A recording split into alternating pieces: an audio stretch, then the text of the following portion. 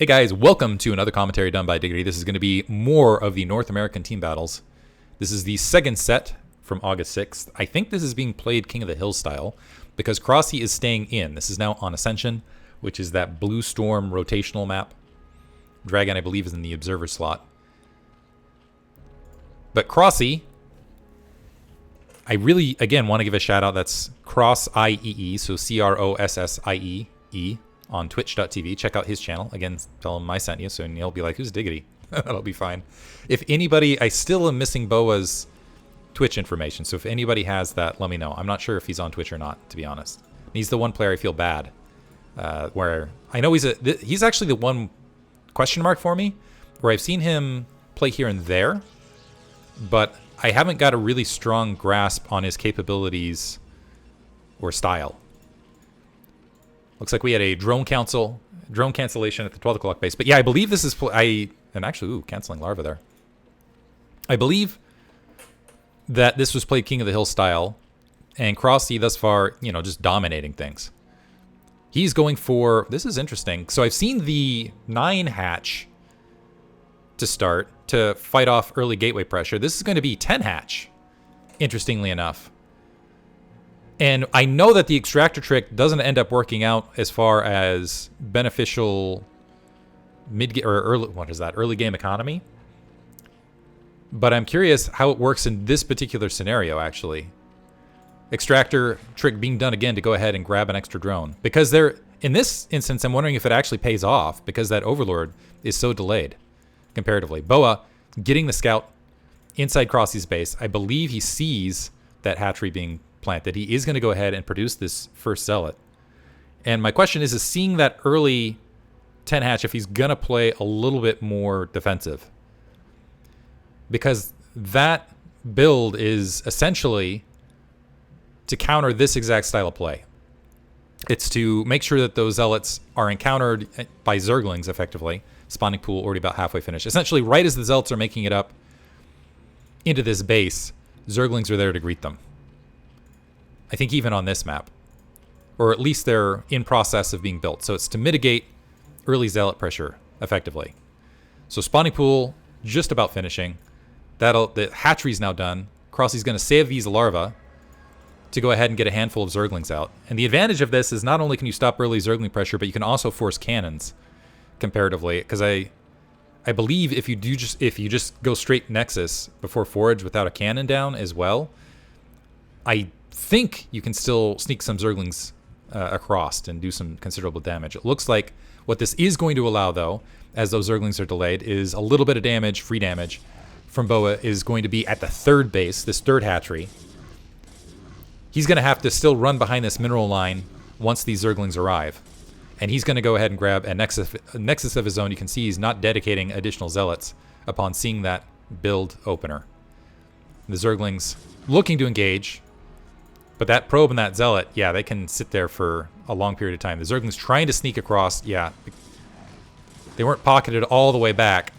So this is going to allow that zealot to getting wiped out with a little bit less positive damage as he wanted to take out a lot of Zerglings there and force more Zerglings. But does kill a handful. More Zerglings streaming towards the front.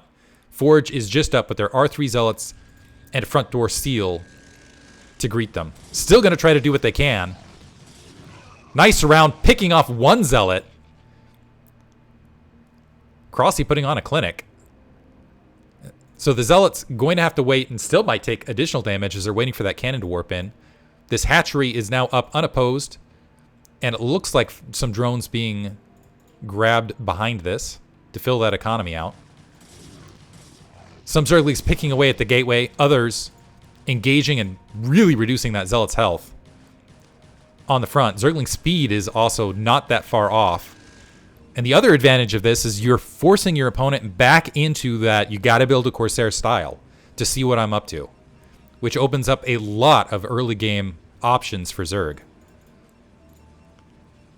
Nexus is up. We do see that cybernetics core warping a little bit there.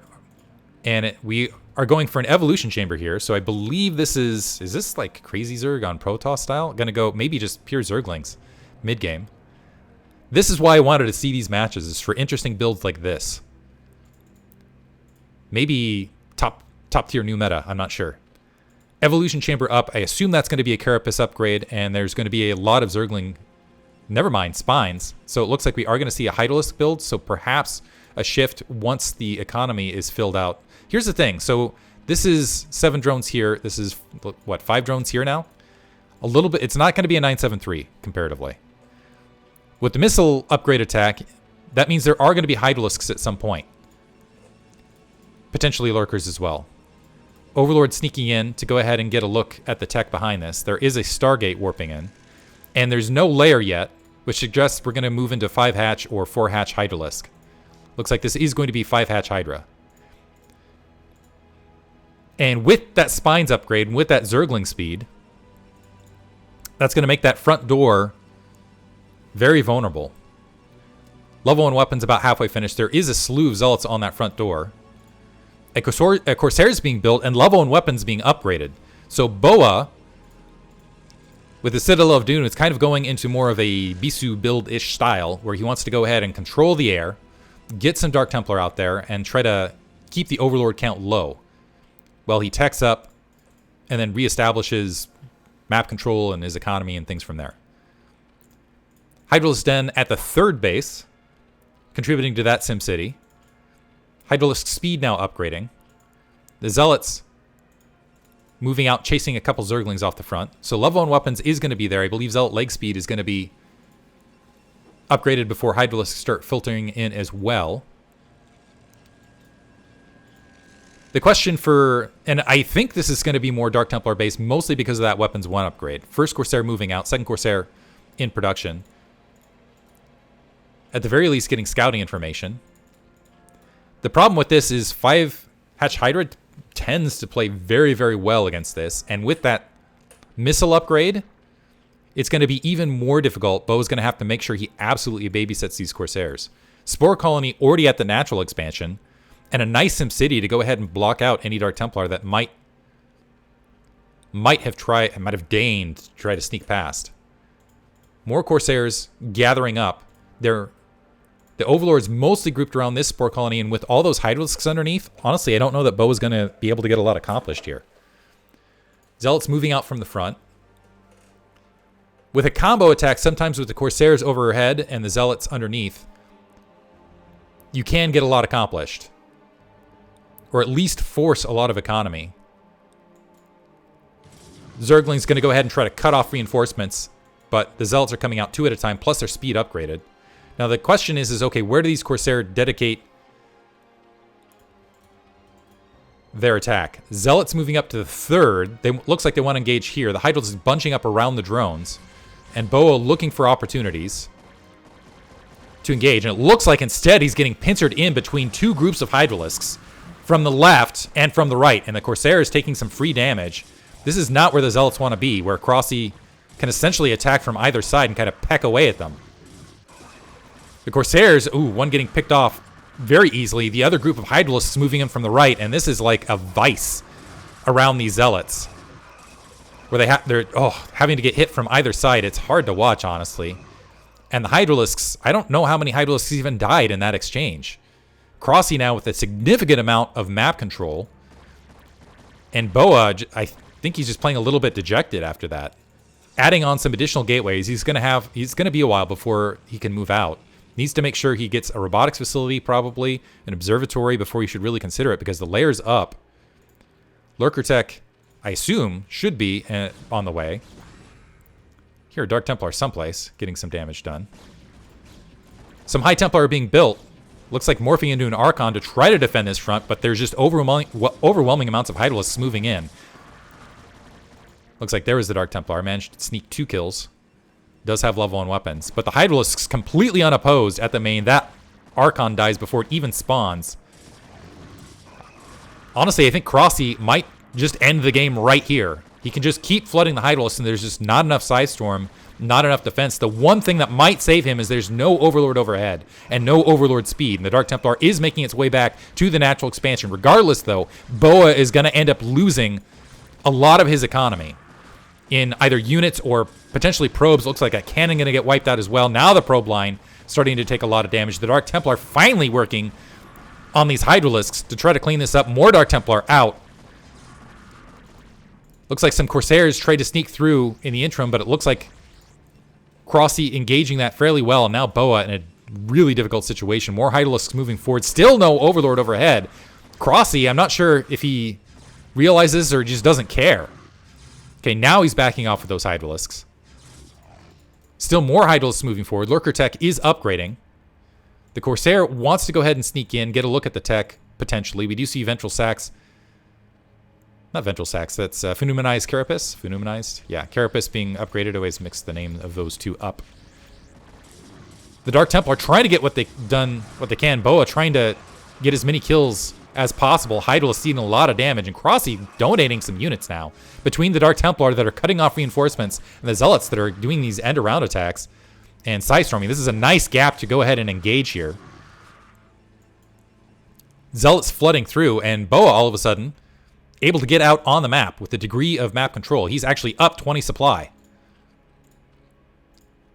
As that army backs off, he's going to go ahead and regroup.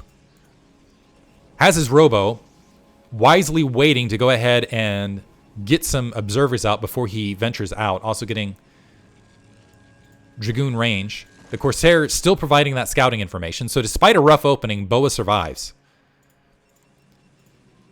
We'll see if he can hold. He does have a nice army to go ahead and defend his front. He's about 30 supply ahead. He's starting to stage towards this nearby third expansion. And I believe he can go ahead and take it, actually. Especially considering he can sit on top of this high ground. A couple Hydralisks donating their lives for even the attempt here. However, Overlord getting picked off was... Or sorry, the Corsair getting picked off is trying to attack against that Overlord as it was making its way across. So now the game becomes, you got a robotics facility up, you got observers in the air. Can Crossiee go ahead and establish an economy, get an additional base, and also keep that observer count low? If you can pick off those observers, those lurkers will reign supreme. Handful of lurkers with these Hydralisks moving out. The level 1 weapons upgrade is matched now on both sides of the field. Bo still with the lead. He still is not feeling comfortable enough to go ahead and take his third. And is starting to peek out to go ahead and maybe just waiting for more observers. And Overlord going ahead and checking that base. I like that Crossie's done this. He's going to go ahead and actually, I take it back. He's going to go ahead and stage across at this 3 o'clock location, but he's going to take this 6. And I'm wondering if this is just a sneaky play. High Templar getting picked off. That is huge. Boa needs to preserve those. Another High Templar getting picked off. Really nice. Usually, you'll see Zerg players switch to Mutalisks to try to go for those attacks in the mid-game, but Crossiee just threading the needle and getting 2 High Templar, which is huge. Large Lurker Hydralisk army gathering in the middle. Boa moving out to go ahead and engage it. He's missing several Psystorm, keep in mind. There's a nice Psystorm. Really needs to make those count. The Dark Templar getting obliterated despite not being detected. And honestly, I think Boa just, yeah, now he's in trouble. Lost so much of that army. And you can see where losing those High Templar just a few seconds ago played a huge role in this attack here from Crossiee. Crossiee continuing to press these lurkers forward. There is an observer overhead. There's no Overlord to go ahead and pick it off. But it doesn't matter because there's just not enough of attack force for Boa to go ahead and press this back. He is establishing, it looks like the 6 o'clock base has some cannons there. It's not yet saturated though. And Crossiee is now pressing forward and continuing his work from earlier in this match. Potentially has a contain. And at the very least can go ahead and deny this upper third. He's got another base that's not yet saturated at his own 9 o'clock. And Boa having to regather and rethink a little bit. Noticing that large army on the high ground, going ahead and backing off now. Hydralisk looks like it's going to find this grouping at the 6 o'clock location. And now Boa's in a touch of trouble where I don't know that he can defend. But even if he wanted to, is he going to defend his natural expansion or is he going to try to save that 6 o'clock base? And I think Crossiee can attack both simultaneously. Boa trying to press out. But the Lurker stage there doing an immense amount of damage. And with level 2 spines, just picking off those Dragoons very, very rapidly. And this is almost reminiscent of the early stages of the attack where the Hydralisks were attacking from both angles. This time, however, they're diving down, trying to establish lurkers on the front. One observer down, second observer down, third observer gets picked off as well, and Crossiee just doing everything he needs to do to win this match. Now, pressing into the natural expansion, Bo is once again contained. He does have that base exterior. However, he can't reinforce it. Probes coming off the line to try to defend. They're getting obliterated. One High Templar able to drop a storm. They're going to catch a couple Hydralisks right there, but not the lurkers. And this natural expansion now looks like it is going to get wiped out. Crossiee takes the match. Again, want to re-emphasize these guys oftentimes GG you over Discord or in the group channel that they have after the fact.